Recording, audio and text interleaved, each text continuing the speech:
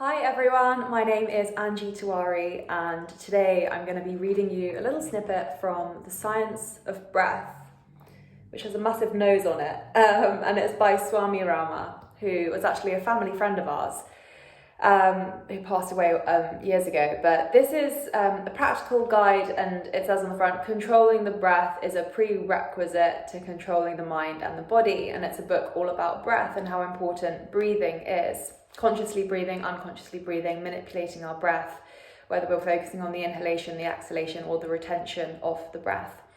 And so in our philosophy class today, I'm going to read through a little segment of what he has written in this book. So it starts with this quote at the front: controlling the breath and calming the nerves is a prerequisite to controlling the mind, and control of the mind is a prerequisite to the ultimate subjugation of the universal energy of prana. I'm just going to read that again.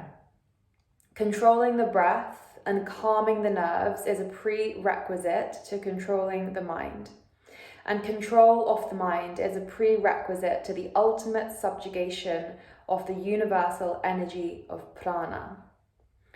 And then later on he says, to the yogi, body, breath, nerves, mind, prana, and the universe are all part of a continuum. And he does not set up artificial distinctions between them.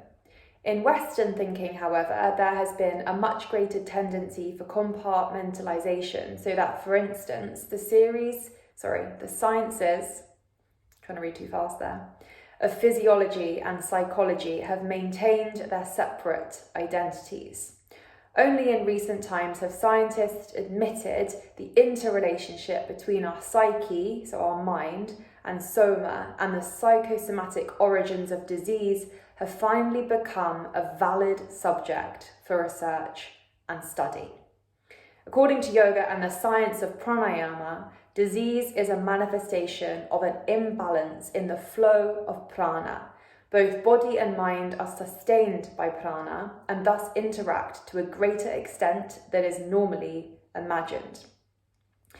And so the reason why I wanted to read this out is because breathwork is becoming something that's very popular, but it's an ancient practice. It's been around for centuries. It's just that our focus in certain parts of the world has not really been on honouring that inner wisdom and that inner knowledge and the ability to take over our own systems by using the breath. And so Swami Rama talks very nicely there about the importance of prana. Now, prana is our life force energy. So it's not just the breath. You have the word pranayama. So prana it does mean kind of breath, life force energy. And then yama is techniques and tips tools how you can control that breath. So pranayama is a breathing techniques and the way that you can alter your breath to get yourself into different states of mind and get yourself back to a perfect balance in the body and in the mind and in the soul. But prana itself is the life within us.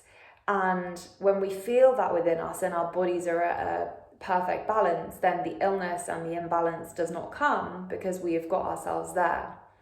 And there are lots and lots of different ways that we can use our breath to control our state. If you want to get yourself a little bit more energized and awakened, then there are breathing techniques to do that, where you get yourself into a hyper-oxygenated state.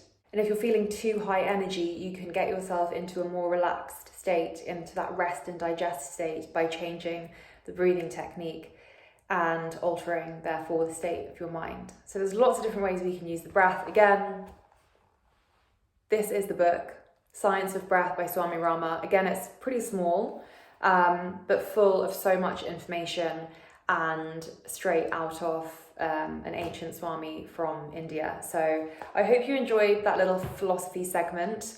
If you liked it, I have a playlist which is called Yoga Philosophy, and it's got lots of classes in there that are just a few minutes long. You can dip into to just get a little snippet of wisdom from these ancient ancestors, the ancient traditions and the rituals that very much hold true today and that we can take and learn from and honour and respect and use in our modern day life. So I hope you enjoyed. If you did, make sure you hit subscribe so you keep up with the next videos I add. Give it a like, add a comment if you'd like to, and I will see you in the next video.